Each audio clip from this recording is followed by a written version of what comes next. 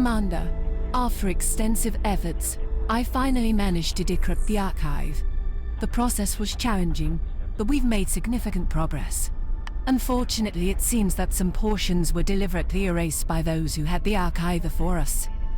Despite that, I've been able to recover about 86% of the data.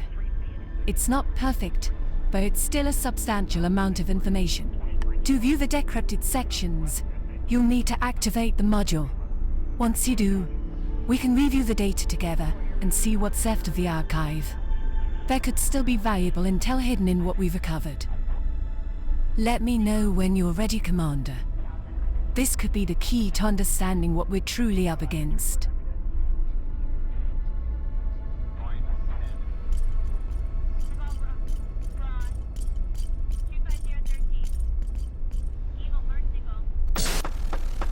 Silence! Attention, esteemed members. The Council meeting is now commencing. Esteemed Council members and distinguished participants, today we gather here to discuss the future of Earth and its inhabitants.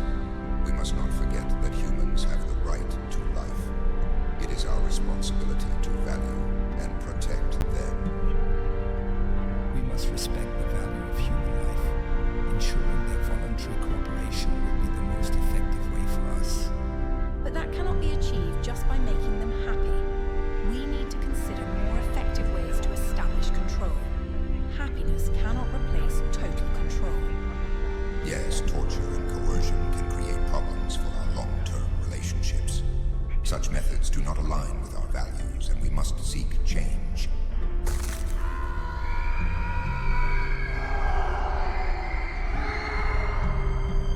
But aren't these people just a resource for us?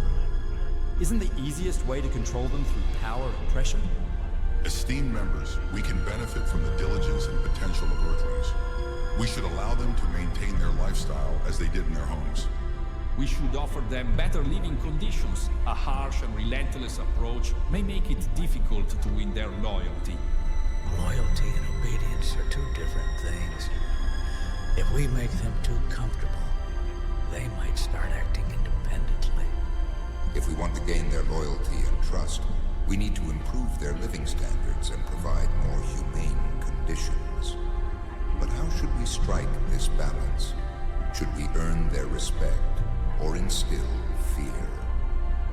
Respect can never replace fear. Power provides true control. But in the long run, power and pressure can trigger rebellion. Isn't our goal sustainable governance? Their loyalty will be ensured by their acceptance of our power. However, we also need to demonstrate that we are offering them a life full of prosperity. They're working us to death.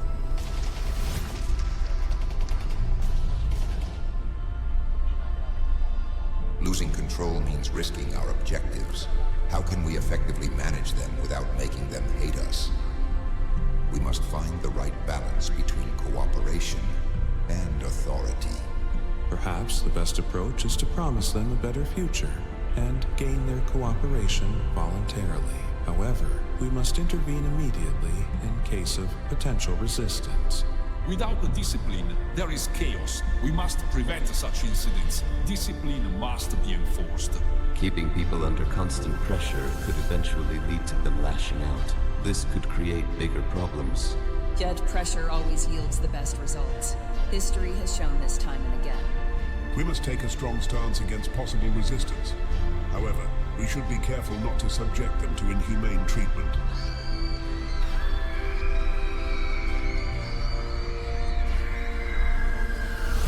Our goal is to ensure they also achieve a prosperous future. We must adopt a new policy by ending torture and coercion. Yes, we must take a balanced approach. Keeping them under control through cooperation can be a more sustainable solution for us. However, we should not hesitate to demonstrate our strength when necessary. We will implement our plans, and if we encounter any resistance, we will take immediate action. Let there be no doubt about our determination in this matter. Therefore, we will devise a strategy to control Earth using both diplomacy and force. But before we begin, we must neutralize the resistance group known as the WRA. Our first step should be to engage in dialogue with them and attempt to agreement. If that proves impossible, we must be prepared to take the necessary steps. Let everyone be ready for this. This meeting is now adjourned.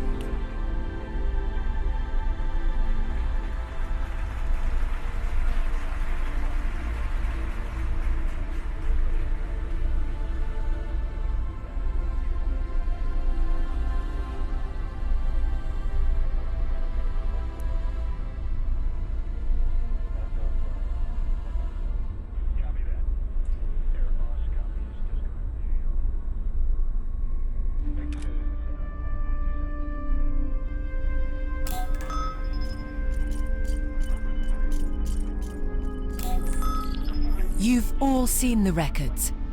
The Council's intentions were clear from the start. They never planned to let us leave the galaxy. They wanted to keep us here, under their control. It's a cruel revelation. They didn't just suppress us. They systematically dismantled our military forces to prevent any form of resistance.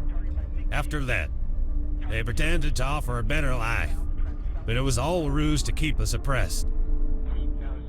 Are you really surprised by what we've seen? This is exactly why I've been saying all along, we need to destroy them. The Council has shown its true colors, and now it's time to strike back. No more waiting. No more playing by the rules. Directly attacking the Council would expose us and leave us vulnerable. We need to be more strategic. I suggest we work to gain a position within the Council, build alliances, and then strike when the time is right. Exactly. We must be patient and methodical. If we rush into a confrontation without the proper support, we risk everything. Securing Hares and chipping away at the Council's power base will be in a much stronger position when the time comes to act. Velora is our key asset here. We need to utilize her expertise wisely. She can help us secure vital alliances, and she knows the Council better than any of us. I agree completely. With Velora's insight and connections, we'll have a significant advantage in navigating the Council's politics and... Now, I'm all for it. But first, we need to figure out how to get in touch with her without tipping off the Council. We can't afford any mistakes. Velora was waiting for the archive records from me. I'll send them over to her. From now on, let's ensure everything is communicated openly. No more hidden operations. All right. The meeting is adjourned. Stay alert and be ready for Velora's signal.